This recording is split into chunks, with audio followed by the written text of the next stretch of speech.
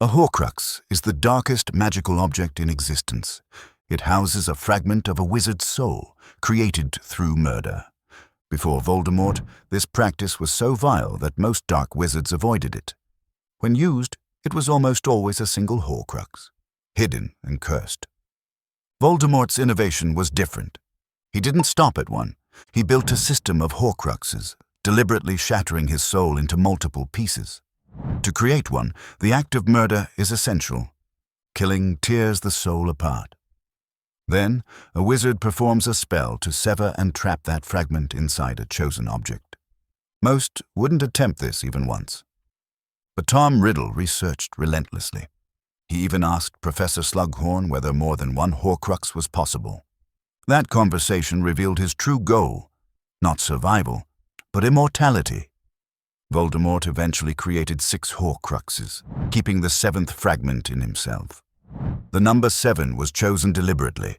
It carries immense weight in magical theory, symbolizing completeness. By spreading his soul so widely, he ensured no single act could destroy him. No other wizard is known to have attempted more than one. The cost was steep. Splitting his soul repeatedly left him less human, both physically and spiritually. His serpentine features and loss of empathy were direct byproducts of this magic, but Voldemort accepted the price. Immortality mattered more, and this became the foundation for his other dark magic achievements. The diary of Tom Riddle was unlike any other horcrux. On the surface, it looked like a simple enchanted book, but Voldemort designed it for more. It didn't just hold a soul fragment. It could interact with the user, it could respond to writing, it could slowly drain life force while feeding its presence. This gave the diary agency -- something never seen before in dark magic. Inside was not just a soul fragment, but also a preserved memory of Tom Riddle, aged 16. This memory could charm, deceive, and manipulate. It won Ginny Weasley's trust, and eventually, it possessed her. The more she wrote, the more the diary absorbed her. It grew strong enough to act independently. In time, it could have resurrected Riddle in a new body. This made the diary more than a horcrux. It was a parasite and a weapon. Through Ginny, the Chamber of Secrets reopened. The basilisk was unleashed again. Most horcruxes were hidden. The diary was different. Voldemort treated it almost like a demonstration piece, proof of his genius. He intended it to continue Slytherin's mission even after his death. When Harry destroyed it with the basilisk fang, the unraveling of Voldemort's immortality began. Voldemort's choice to make Nagini a horcrux was extraordinary. Traditionally, horcruxes were objects, inanimate, unresisting, reliable. But Nagini was alive. This made her both a weapon and a safeguard. A living horcrux brought advantages. Nagini could defend herself. She could strike on command. She could move freely where a locket or ring could not. Through Parseltongue, Voldemort had direct control. She was an extension of his will. Through her, he carried out lethal attacks, including the death of Severus Snape. But the choice carried risk. A living horcrux is also mortal. Nagini needed food and protection. If she died, the fragment inside her would die too. This was the weakness Harry's allies exploited.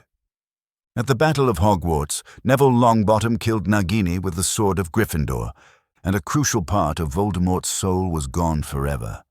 Symbolically, Nagini's role mattered.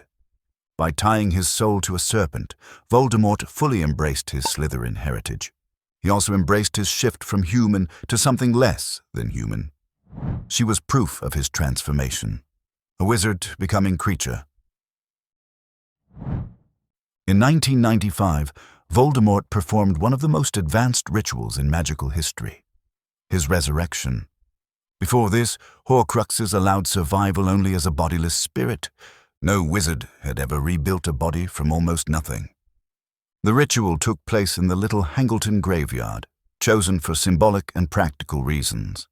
It required 3 rare ingredients: a bone of the father, stolen from Tom Riddle Sr.'s grave, tying Voldemort to his bloodline and legacy.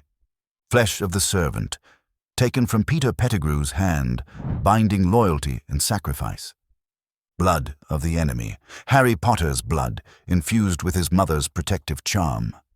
Voldemort believed using Harry's blood would bypass that protection, granting him access to Harry while preserving his own survival.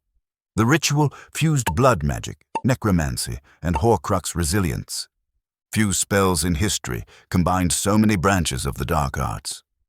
As the potion boiled, Voldemort's spirit was drawn into a waiting vessel. The body that emerged was not his original one. It was pale, tall, and serpentine, shaped by magic rather than nature. His altered features symbolized the permanent cost of soul-splitting. This was revolutionary. Other wizards had sought rejuvenation or extended life, but none had managed a complete rebirth after near non-existence. Voldemort had redefined the boundaries of resurrection, pushing dark magic into territory no one else dared. The unforgivable curses, Avada Kedavra, Cruciatus, and Imperius, were not invented by Voldemort, but he refined their application into a system of absolute control. The killing curse, Avada Kedavra, became his signature. It required no wand movement beyond the words, but immense magical power to succeed. Few wizards could wield it effectively. Voldemort mastered it to the point of casual use, striking down victims without hesitation. This curse, with its flash of green light, became the visual hallmark of his rule and the terror he spread.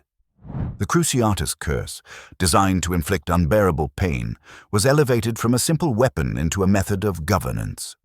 Voldemort used it for torture, for discipline, and for spectacle, ensuring obedience through fear. The Longbottom's suffering demonstrated how its effects could extend beyond pain, destroying both mind and spirit. The Imperius curse bent victims entirely to his will. Where most could dominate a single target, Voldemort controlled many at once. Through it, he placed spies, infiltrated the ministry, and forced respectable witches and wizards to serve him without question. By combining all three, Voldemort forged a coordinated arsenal. One curse to kill, one to torture, one to enslave. Together, they became a complete framework of terror, anchoring every part of his dominion. The Dark Mark was more than a symbol. It was a magical system of branding, summoning, and fear. Each Death Eater carried the mark on their forearm, seared into the skin by Voldemort himself. The mark was not passive. It acted as a magical link. When Voldemort touched his own mark, every other one burned, summoning his followers instantly across any distance. This turned a simple tattoo into a binding contract. It tied the Death Eaters to him physically and magically, enforcing loyalty. Refusal was nearly impossible. The burning pain demanded response, and failure to appear invited punishment. The mark also served as a public signal. When conjured in the sky, its skull and serpent announced murder, terror, or conquest. Villages learned to associate its glow with death, panic spreading before Voldemort or his followers even arrived. No other dark wizard had created such a dual-purpose spell, both private signal and public banner. It was a single piece of magic that coordinated armies and terrified populations simultaneously. The Dark Mark fused branding, communication, and propaganda.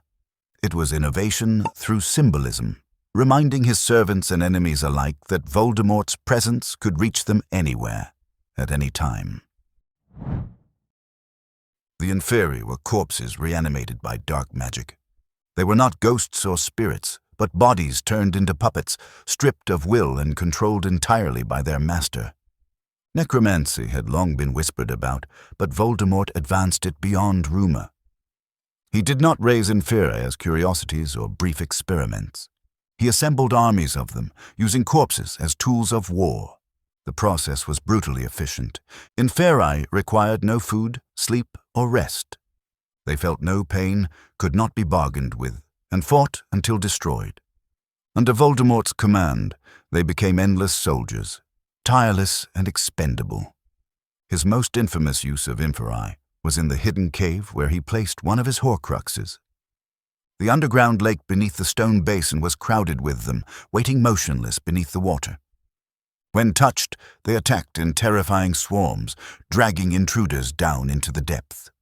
The psychological impact was as devastating as the physical danger. Facing the dead, animated and hostile, shattered morale as quickly as any curse.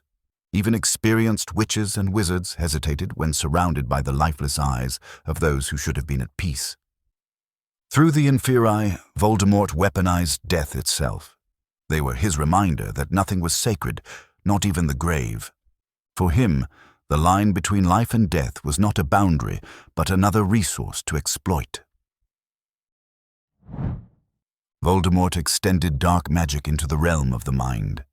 Where others sought domination through curses, he developed methods of possession and psychic intrusion. His first known attempt was with Professor Quirrell. Too weak to restore his own body, Voldemort latched onto Quirrell's, sharing his form like a parasite.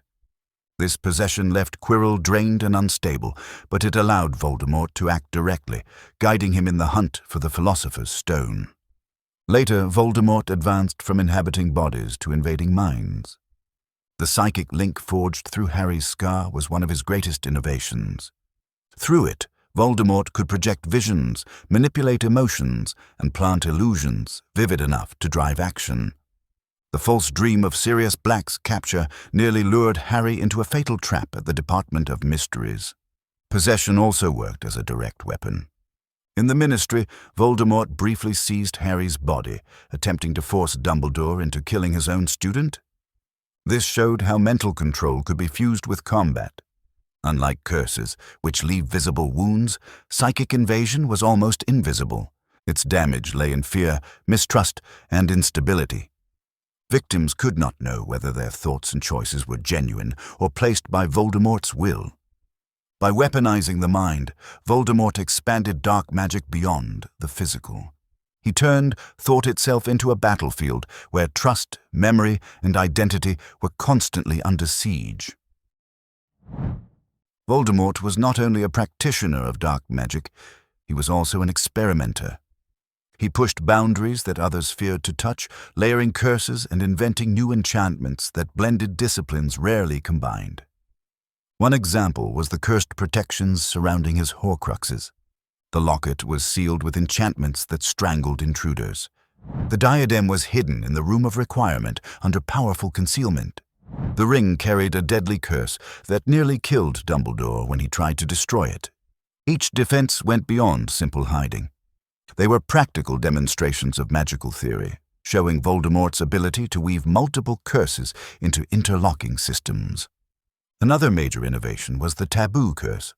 By placing the word Voldemort under enchantment, he made anyone who spoke it instantly traceable. This transformed ordinary conversation into a trap. It also discouraged open resistance, since invoking his name directly summoned danger. The taboo illustrated Voldemort's brilliance in weaponizing language. It blurred the line between spell and surveillance, extending dark magic into the rhythms of daily life. Through his experiments, Voldemort proved that dark magic was not static. He treated it as a field of study, one where curses could be refined, layered, and improved. This mindset elevated him beyond a Dark Lord. It made him a true innovator of terror. Voldemort's legacy was not only destruction, but also innovation. His work reshaped how dark magic was understood and feared. The idea of creating multiple Horcruxes had never been attempted before. Even after his fall, the knowledge forced the wizarding world to confront the possibility that others might try the same.